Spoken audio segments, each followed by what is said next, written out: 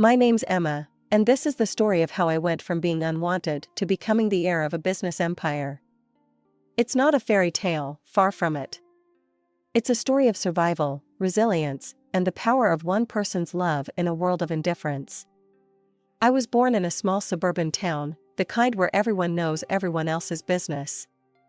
My parents, Jack and Diane, never wanted kids.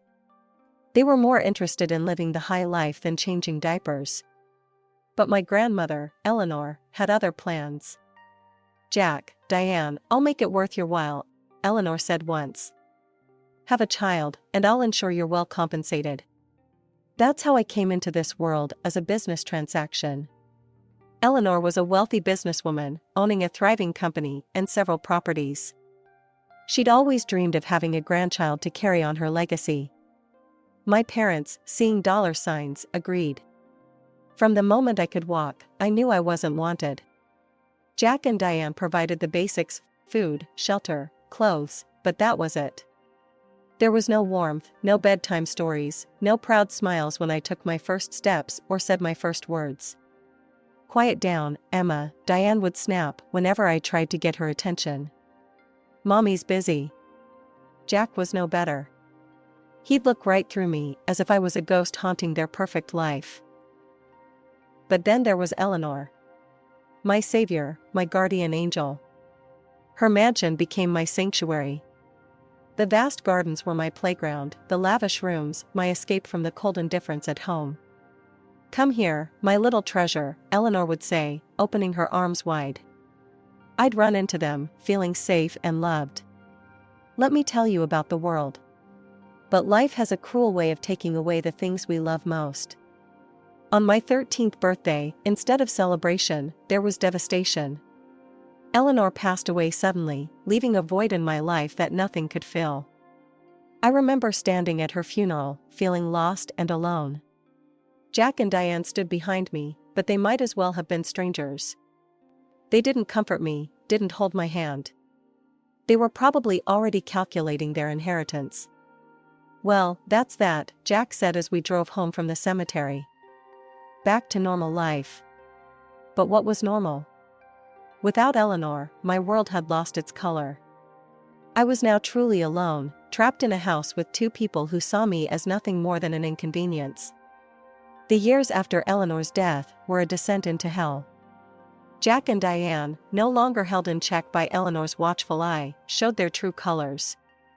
They went from indifferent to downright cruel. "Emma, wear this," Diane tossed a faded, too small dress at me one morning before school. "We're not wasting money on new clothes for you." I looked at the dress, recognizing it as something I'd outgrown 2 years ago. "But Mom, it doesn't fit." "Then lose weight," she snapped, not even looking up from her magazine.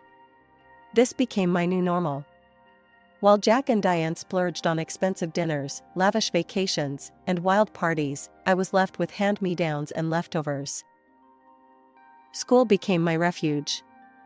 I threw myself into my studies, staying late in the library just to avoid going home. Books became my friends, knowledge my escape. At home, things were getting worse. Jack and Diane's bullying became more overt. They'd forget to buy groceries, leaving me to fend for myself. They'd blast music late into the night when I was trying to study. "Look at little Emma, playing student," Jack sneered one evening, finding me hunched over my books. "You think you're so smart? You're nothing." His words stung, but I refused to let him see me cry. I was determined to prove him wrong. One summer, they dropped a bombshell on me. "We're going on vacation," Diane announced, her voice dripping with fake sweetness. For a moment, I dared to hope. Were they finally including me? "You're going to summer camp," Jack cut in, crushing my brief flicker of optimism. It wasn't just any camp. It was a notorious place for troubled teens. The staff were more like prison guards than counselors.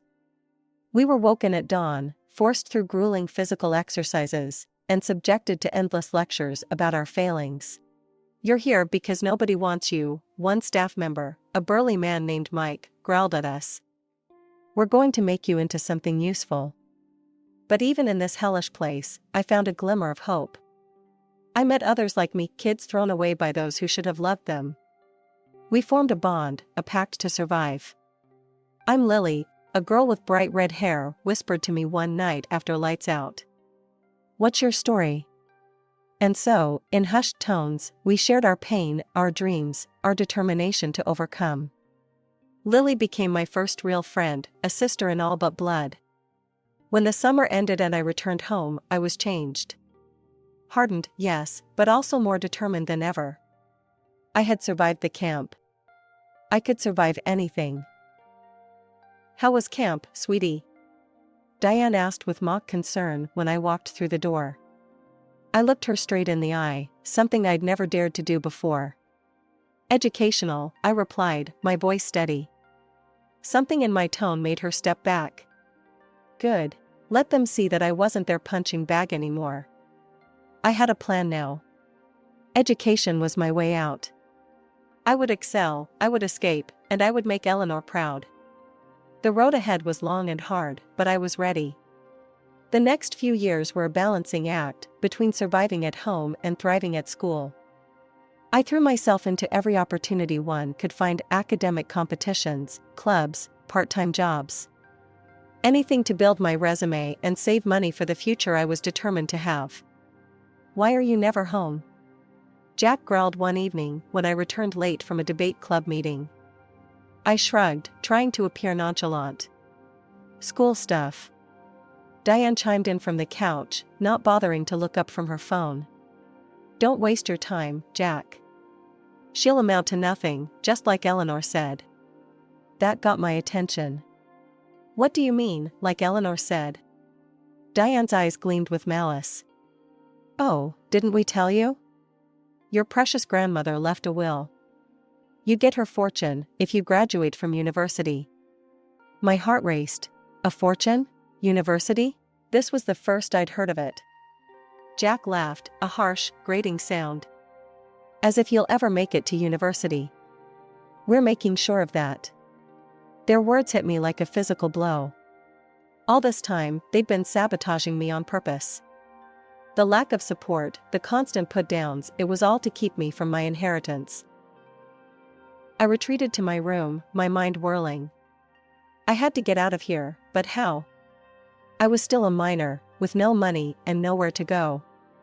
The answer came on my 18th birthday. There was no celebration, of course. Jack and Diane had long since stopped acknowledging my birthdays. But this year, they had a special gift for me. Here, Jack thrust a document at me. Happy birthday. It was a copy of Eleanor's will. As Diane had said, it stipulated that I would inherit Eleanor's fortune upon graduating from university. But there was more. Read the fine print, sweetheart, Diane said, her voice sickly sweet. You have to be enrolled within a year of turning 18. And how are you going to do that with no money? I looked up from the document to see them grinning at me, triumph in their eyes. We've had such fun spending Eleanor's money, Jack boasted. Shame you'll never see a penny of it. Something in me snapped. Years of pent-up anger and hurt came pouring out. You're monsters, I spat. Both of you.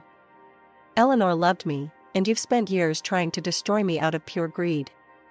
Diane's face hardened. Love? Don't make me laugh. You were just Eleanor's pet project. And now you're nothing. Get out of our house. Gladly, I said, my voice shaking with emotion. I packed a bag with what little I could call my own and walked out, slamming the door behind me. I was homeless, penniless, and heartbroken. But I was also free. I found myself on Lily's doorstep, tears streaming down my face. Emma, she gasped, pulling me into a hug. What happened? Through sobs, I told her everything. Lily listened, her face growing darker with each word. You're staying with us, she declared when I finished. My parents won't mind. We'll figure this out together. Living with Lily and her family was like stepping into a different world. Her parents, Tom and Sarah, welcomed me with open arms, showing me a kindness I'd almost forgotten existed. One morning, about a week after I'd moved in, I received an unexpected call. The voice on the other end was unfamiliar, but the name he gave sent a jolt through me. Emma? This is Mr. Thompson, your grandmother Eleanor's personal lawyer. We need to meet. It's important. Want me to come with you? Lily offered, squeezing my hand. Mr. Thompson's office was in a sleek downtown building. As we entered his plush office, I couldn't help but feel out of place in my second-hand clothes. Emma, he greeted me warmly, then nodded to Lily. And you must be a friend. Please, sit down. Once we were settled, he got straight to the point. Emma, your grandmother was a remarkable woman. She was also incredibly perceptive. She anticipated that your parents might misuse their position as your guardians. So she made certain arrangements. He pulled out a file and slid it across the desk to me. This is a trust fund, set up in your name. It's specifically for your education. My hand shook as I opened the file. The amount inside made my eyes widen. It was more than enough to cover tuition at even the most prestigious universities. Tears welled up in my eyes. Even from beyond the grave, Eleanor was looking out for me. There's more, Mr. Thompson continued. Eleanor left a letter for you. She asked me to give it to you when you were ready for university. He handed me an envelope, Eleanor's elegant handwriting spelling out my name on the front. With trembling fingers, I opened it and began to read. My dearest Emma. If you're reading this, it means I'm no longer with you. I'm sorry for that. I wish I could be there to see you grow into the remarkable woman I know you'll become. I've watched you, my darling girl. I've seen your strength, your resilience, your kind heart. You are everything I could have hoped for in a granddaughter and more. I know your path hasn't been easy. Jack and Diane, they're my greatest disappointment. But you, Emma, you're my greatest joy. This fund is my gift to you. Use it to chase your dreams, to build the life you deserve. Don't let anyone tell you you're not capable or worthy. You are extraordinary, Emma. Never forget that. I love you, my sweet girl. Always. Grandma Eleanor. By the time I finished reading, I was sobbing. Lily had her arm around me, her own eyes glistening with tears. You did it, Em. You're going to university. I hugged her back, my mind already racing with possibilities. I was going to make Eleanor proud. I was going to build a life she'd be honored to see. The next few months were a whirlwind of activity. I applied to several top universities, focusing on financial management programs. It felt right, a way to honor Eleanor's legacy and prepare myself for the responsibility that awaited me. The day the first acceptance letter arrived, I couldn't believe my eyes. I got in, I whispered, staring at the prestigious university's logo at the top of the page. You got in? Lily screeched, grabbing the letter. Emma, you got in. We jumped around the kitchen, screaming and laughing like little kids. Tom and Sarah rushed in, alerted by the commotion, and soon joined in the celebration. As the acceptance letters continued to roll in, I felt a growing sense of vindication. Jack and Diane had tried their best to crush my dreams, but here I was, proving them wrong. The night before I left for university, I stood outside my old house. I hadn't been back since the day I'd walked out, but I felt I needed this closure. For a moment, I was tempted to knock, to show them the acceptance letters, to rub my success in their faces. But as I stood there, I realized something, they didn't matter anymore. My life was my own now, and I didn't need their approval or acknowledgement. I turned and walked away, leaving behind the house and the painful memories it held. My future was waiting. University life was everything I'd dreamed of and more. I made friends quickly, drawn to other students who, like me, were determined to make the most of this opportunity. There was Michael, a whip-smart economics major with a dry sense of humor, Zoe, an international student with a flair for mathematics, and Jamal, whose insights in our business ethics class always left me thinking. I joined clubs, went to parties, responsibly, of course, and even tried my hand at rock climbing. Each new experience, each challenge overcome, made me feel stronger, more confident. But amid all the excitement and new experiences, I never lost sight of my goal. I studied hard, often staying in the library long after my friends had called it a night. "You're going to burn yourself out," Michael warned one night, finding me buried in financial reports at 2 a.m. I shook my head. "I can't slow down. This is my shot, Michael. I have to make it count." He looked at me for a long moment, then pulled up a chair. "All right then, let's go through this together." That was the night Michael became more than just a friend. As we pored over balance sheets and cash flow statements, trading ideas, and challenging each other's assumptions, I felt a connection I'd never experienced before. As the semesters flew by, I found myself thriving in ways I never thought possible. My relationship with Michael blossomed, providing a warmth and support I'd never known in a romantic partnership. But I was careful not to lose myself in the relationship. My studies and my future remained my primary focus. As my knowledge of finance and business grew, so did my confidence. I began to see Eleanor's company not just as an inheritance, but as a responsibility, a chance to make a real difference in the world. During my junior year, I landed an internship at a prestigious financial firm. It was grueling work, with long hours and demanding clients, but I loved every minute of it. "Johnson wants the report by 9 a.m. tomorrow," my supervisor barked one evening, dropping a stack of files on my desk at 8 p.m. I nodded, already rolling up my sleeves. "I'll have it done." The other interns looked at me with a mixture of awe and concern. "How do you do it?" one of them asked during a rare coffee break. "You never seem to get tired." I shrugged. "I've got a lot to prove," was all I said. What I didn't say was that every late night, every difficult task mastered, felt like a victory over Jack and Diane. Every step forward was a step further away from the life they'd tried to condemn me to. As graduation approached, I found myself at the top of my class. Job offers started pouring in big firms, promising big money and bigger opportunities. "You should take the offer from Goldman," Michael advised as we pored over the options one night. "It's the best springboard for your career." I bit my lip, considering. The offer was tempting, but something held me back. I think I need to go back home first." Michael looked surprised. "Home, you mean?" I nodded. "I need to claim my inheritance. Eleanor's company, it's more than just money. It's her legacy. I need to honor that." Understanding dawned in Michael's eyes. He pulled me into a hug. "Then that's what you'll do. And I'll be right there with you, if you want me to be." Graduation day arrived in a flurry of black gowns and flying caps.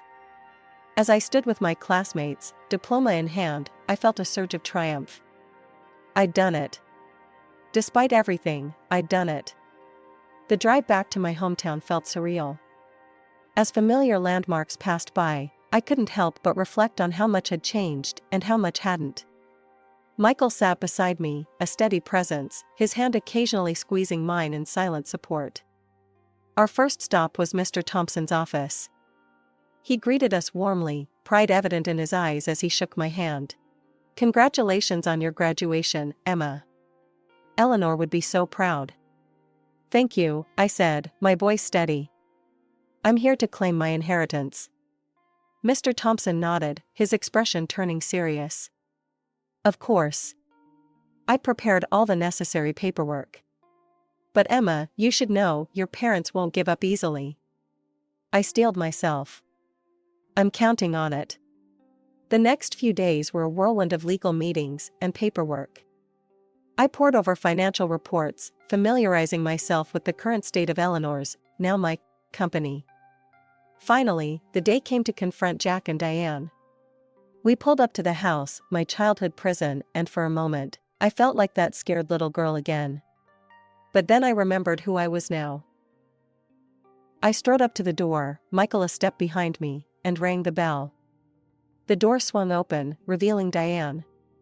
Her eyes widened in shock. "Emma," she gasped. Then her eyes narrowed. "What are you doing here?" "Hello, Diane," I said coolly. "We need to talk. Is Jack home?" Before she could answer, Jack appeared behind her. Well, look what the cat dragged in. I met his gaze steadily. I'm here to claim my inheritance. All of it. They laughed, but I detected a note of unease. You? Claim the inheritance? Jack sneered. Don't be ridiculous. I pulled out a folder from my bag. I've graduated from university. Top of my class, actually. Here's my diploma, and here are the papers Mr. Thompson prepared. This house, the company, all of Eleanor's assets, they're mine now. The color drained from their faces as they realized I was serious. Diane's hand flew to her throat. You can't do this. We're your parents. Parents? I scoffed. You've never been parents to me. You're just the people who made my childhood a living hell. Jack's face turned red with anger. Now listen here, you ungrateful little. No, you listen, I cut him off, my voice hard. You have 48 hours to vacate this house.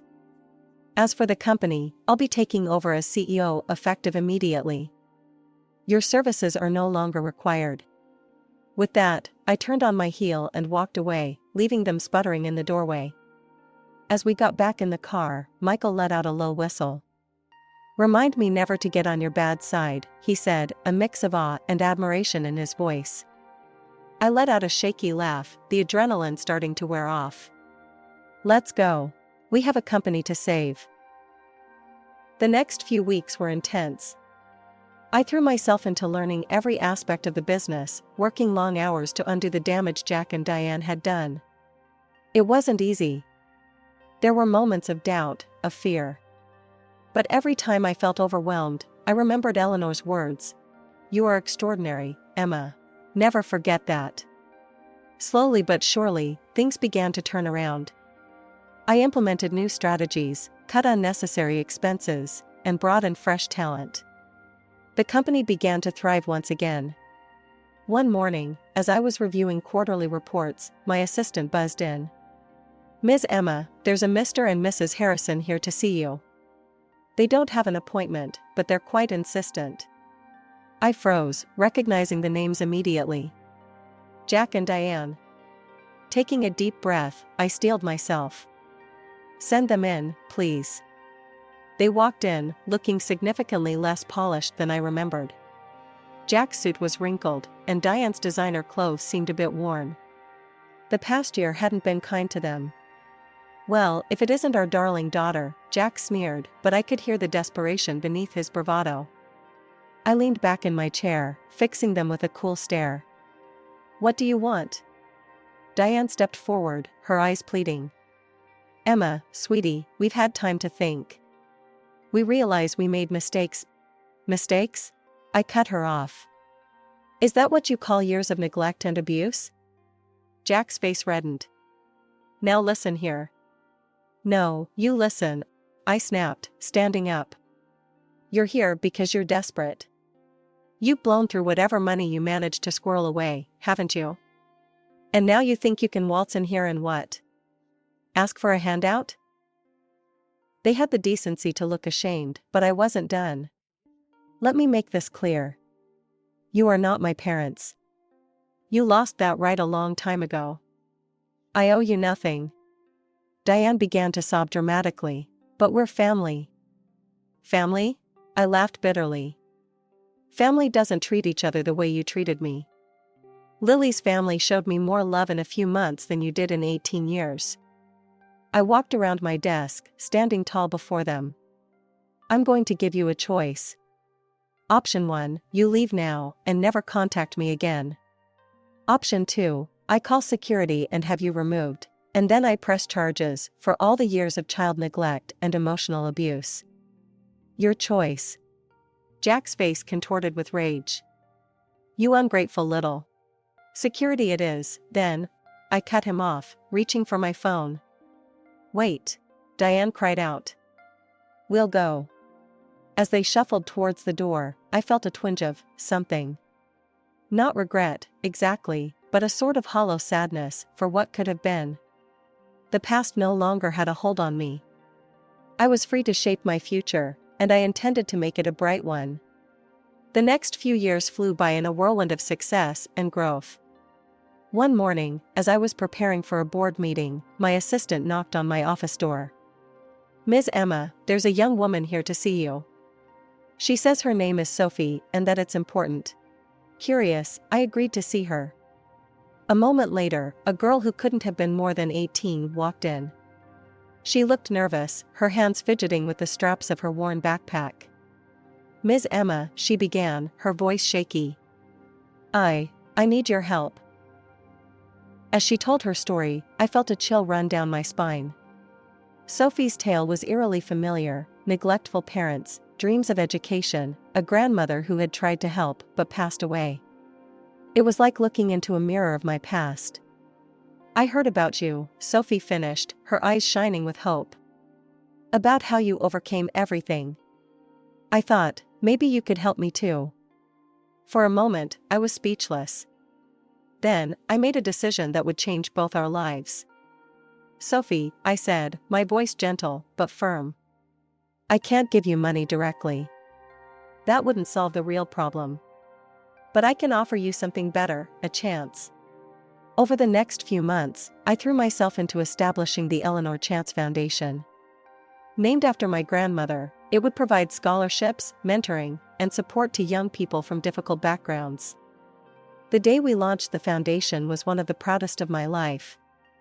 As I stood at the podium, looking out at the crowd of supporters, journalists, and most importantly, the first group of scholarship recipients, I felt overwhelmed with emotion. "I stand here today," I began, my voice steady despite the lump in my throat, "not just as a successful businesswoman, but as someone who knows firsthand the difference a single opportunity can make." I shared my story, the neglect, the struggles, but also the kindness of people like Lily's family and the unwavering love of my grandmother. "The Eleanor Chance Foundation isn't just about giving money," I continued. "It's about giving hope. It's about showing these bright young minds that their past doesn't define their future. That with hard work, determination, and a little help, they can achieve their dreams." As I finished my speech, the room erupted in applause. Later that evening, as the event wound down, Michael found me standing alone, looking out over the city skyline. He kissed my temple. "Eleanor would be proud of you." "And so am I."